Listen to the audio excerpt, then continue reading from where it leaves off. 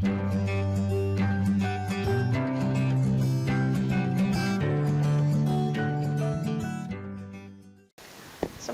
warahmatullahi wabarakatuh. Baiklah anak-anak, kita berjumpa dengan Ibu. Perkenalan dulu ya. Perkenalkan, Ibu namanya Aidatu Aisyah Mardiah. Baiklah, kita belajar pada hari ini dengan materi yang berjudul Al-Khulafaur Rasyidin, yang kebetulan ini pelajaran kelas 7 bab ke-12. Nah, Al-Khulafaur Rasyidin itu artinya pemimpin yang diberi petunjuk oleh Allah. Nah, Al-Khulafaur Rasyidin itu terdiri dari dua kata. Satu Al-Khulafaur, kedua Ar-Rasyidin. Al-Khulafaur, kedua Ar-Rasyidin. Al-Khulafaur artinya pemimpin. Kalau Rasyidin, Ar-Rasyidin artinya yang petunjuk. Jadi secara garis lurusnya, arti dari Al-Khulafaur Rasyidin itu yaitu pemimpin yang diberi petunjuk oleh Allah Subhanahu wa taala. Apa tugas Khulafaur Rasyidin? Nah, tugas Khulafaur Rasyidin itu yaitu meneruskan perjuangan Nabi Muhammad SAW. Jadi, setelah wafatnya Nabi Muhammad SAW, perjuangan beliau tidak berhenti sampai di situ. Tapi dilanjutkan oleh Khulafaur Rasyidin itu. Banyaknya Khulafaur Rasyidin berjumlah 4 orang. Yang 4 orang itu diambil dari para sahabat-sahabat Nabi Muhammad. Siapa saja Khulafaur Rasyidin yang atau lebih dikenal dengan khalifah? Yang lebih orang-orang tersebut berjumlah 4 orang, yaitu diantara namanya satu Abu Bakar, kedua Umar bin Khattab, ketiga Utsman bin Affan, dan yang keempat Ali bin Abi Thalib. Baik, kita dilanjutkan dengan pengenalan siapa khalifah yang pertama. Nah, tadi disebutkan khalifah yang pertama itu bernama Abu Bakar As-Siddiq. Beliau lahir pada tahun 573 Masehi. Jadi tidak jauh usianya, hampir sama dengan usia Nabi Muhammad, cuman selisih 2 tahun. Kalau Nabi Muhammad itu kan usia lahirnya pada tahun 571 Masehi, sebagaimana dikatakan dalam buku tarikh ya. Kalau di sekolah diniyah itu suka dibaca ari bilangan tahunnya 500 cariosna 70 panambahna sarang sahiji punjulna. Jadi Nabi Muhammad lahir pada tahun 571 Masehi dan Abu Bakar sendiri lahir pada tahun 573 Masehi. Jadi selisihnya cuma beda 2 tahun. Nah, Abu Bakar terlahir dari sebuah keluarga yang terhormat di kota Mekah. Jadi Abu Bakar itu keturunan yang terhormat, yang terhormat di Mekah. Abu Bakar sendiri lahir dengan diberi nama aslinya, yaitu Abdullah bin Abu Quhafah. Jadi nama aslinya Abu Bakar itu Abdullah bin Abi Quhafah. Ia lahir dari keluarga yang terhormat di kota Mekah, dari suku Quraisy yang kebetulan keturunan dari Bani Tamim. Kalau Nabi Muhammad itu dari keturunan Bani Muthalib, kalau Abu Bakar dari Abi Tamim. Nah, Abu Bakar mendapat gelar As-Siddiq, sehingga kita lebih dikenal dengan Abu Bakar sendiri, lebih dikenal dengan Abu Bakar As-Siddiq. Kenapa Abu Bakar diberi gelar As-Siddiq? Karena beliau orang yang sangat membenarkan dan mempercayai terhadap apa-apa semua yang dikatakan oleh Nabi Muhammad. Misalkan saja waktu Nabi Muhammad menceritakan tentang Isra Mi'raj itu, kan kebanyakan orang-orang Quraisy yang lain itu pada mencemooh, pada mengejek, malah ada yang mengatakan Muhammad gila. Nah, kalau Abu Bakar sendiri itu katanya aku percaya 100%, bukan saja 100%, 1000%. Bukan saja cerita ini, cerita tentang Isra Mi'raj, apa saja yang diceritakan oleh Nabi Muhammad lebih dari cerita Isra Mi'raj, aku percaya pada apa-apa yang dikatakan oleh Nabi Muhammad. Nah, makanya Abu Bakar diberi gelar dengan gelar As-Siddiq. Saat dia menjabat sebagai khalifah, Abu Bakar memiliki program-program yang bagus. Nah, di antara program yang terkenal waktu beliau menjabat sebagai khalifah, satu di antaranya memerangi orang-orang yang keluar dari Islam atau memerangi orang-orang yang murtad. Jika saat itu ada orang yang sudah berada di lingkungan Islam, kemudian mereka bermaksud akan keluar dari agama Islam, maka sama Abu Bakar diperangi langsung, dilawan langsung. Tapi dilawannya tidak dengan secara kekerasan ya, dengan secara halus, lemah lembut, karena umat Islam tidak mengajarkan kita untuk melakukan kekerasan. Nah, yang kedua, program Abu Bakar yang selanjutnya yaitu memerangi orang yang enggan membayar zakat. Apabila saat itu ada orang yang tidak mau mengeluarkan kewajibannya, mengeluarkan zakat, maka sama Abu Bakar diperangi, dianjurkan, diharuskan, diwajibkan membayar zakat. Yang ketiga, memerangi orang-orang yang mengaku nabi, dalam arti nabi palsu. Apabila waktu itu ada orang yang mengaku-ngaku nabi, maka langsung oleh Abu Bakar dilawan, karena setelah Nabi Muhammad tidak akan muncul nabi-nabi yang lain, karena Nabi Muhammad merupakan nabi yang terakhir. Jadi kalau waktu itu ada yang mengaku sebagai nabi, maka itu dikatakan nabi palsu, langsung dilawan oleh Abu Bakar.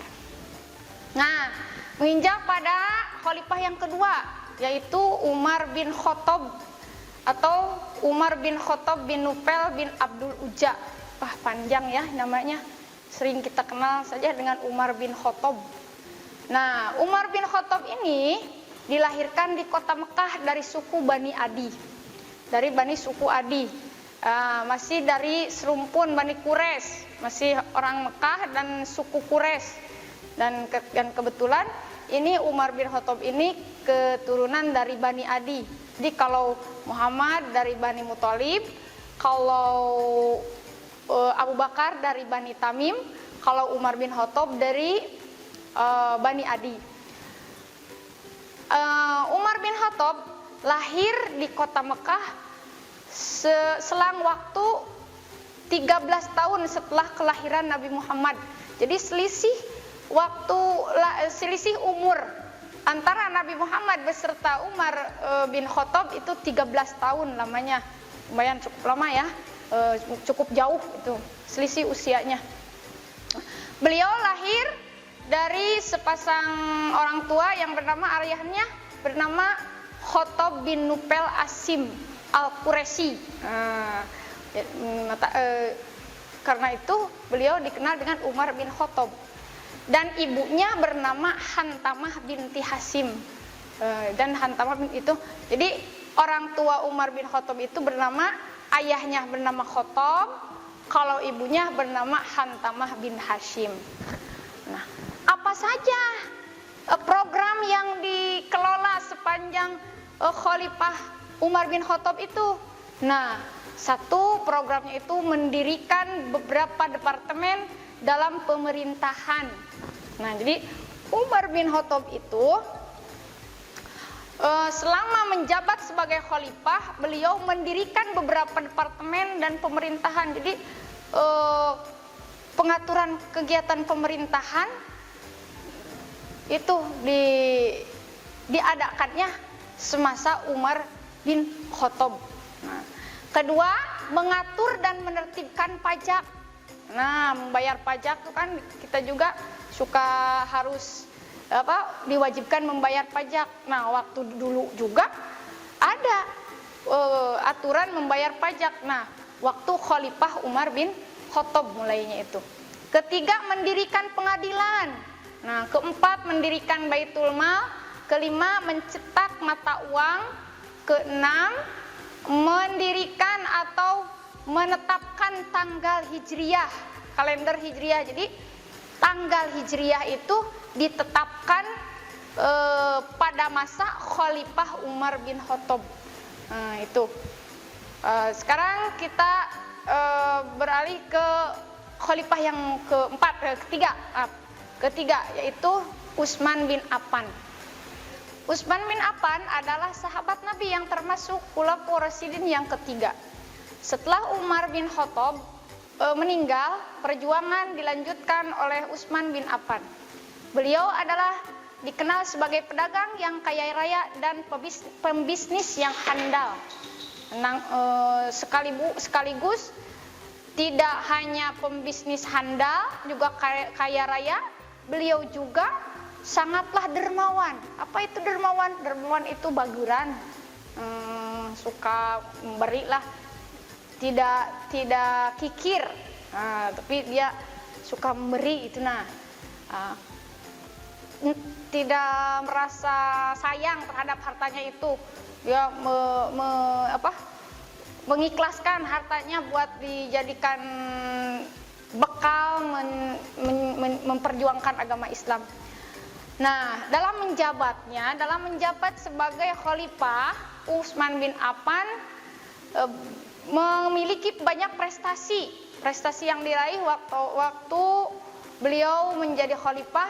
Di antaranya satu, memperluas dakwah Islam.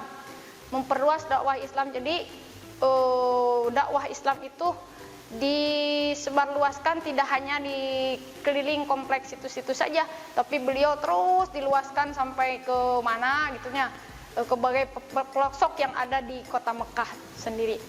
Kedua, mengganti gubernur yang ingin memisahkan diri setelah wafatnya Khalifah Umar. Jadi kalau ada gubernur, pemimpin daerah yang ingin memisahkan diri, yang ingin mengasingkan diri, maka sama Utsman bin Affan langsung digantinya, dilengserkan. Gubernur yang ingin memisahkan diri, yang ingin membuat negeri sendiri, langsung dilengserkan demi terjalinnya